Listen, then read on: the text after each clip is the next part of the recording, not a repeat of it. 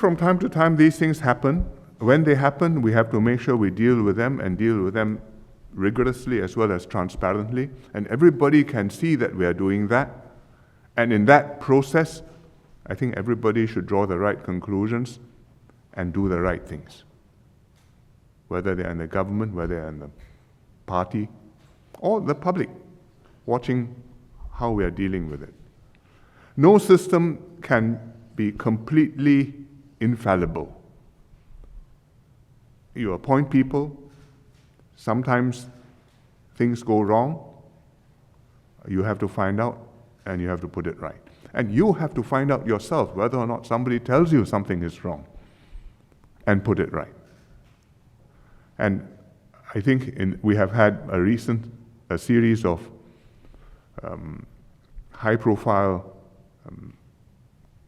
issues recently. I think in the ride-out case, the matter came up on the internet. The ministers went through a rigorous, full CPIB investigation as well as investigation by SM Teo Chee Hian.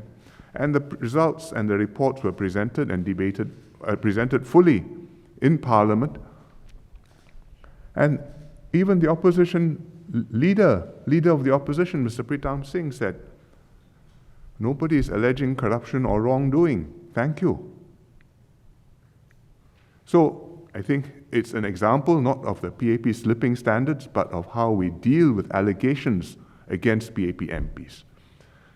In Mr. Iswaran's case, the matter came up not from any external report, but because CPIB came across the issue while doing another investigation, and they told me. I said, check it up. After a few months, they came back to me. They said, there's something to this. We want to open a formal investigation. I studied their paper. I said, yes, proceed. And that's what they have done. And it will go through to its full conclusion. In the case of Michael Palmer, sorry, not Michael Palmer, in the case of Tan Chuan Jin and Cheng Li Hui, they did not live up to the standards which were expected. We tried to get them to mend their ways. It didn't work. They had to go. That's how the system has to function. Sometimes things cluster up, but we make sure we put them right, and I hope I put them right, and we will be able to set the right tone for a long time to come. Because you are not just maintaining high standards for one election term or one generation of leaders. You have to make sure that you can maintain this, sustain this, feel that sense of mission and responsibility, and be able to transmit that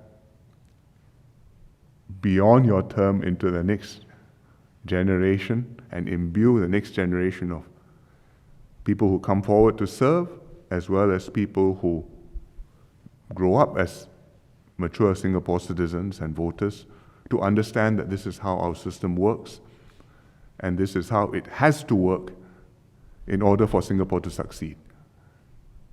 When one of the last almost public speeches which Mr. Lee Kuan Yew made was when he had his 90th birthday, and we gave him a party in Parliament. I mentioned this when I spoke at his memorial service. And he was very frail.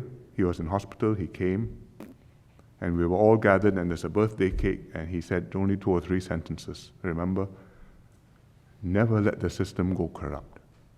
Never, never let that happen. Uphold standards. Make sure that Singapore can work. That's the key thing. And I'm quite determined to do that, and I'm quite sure the 4G leaders are determined to do that too.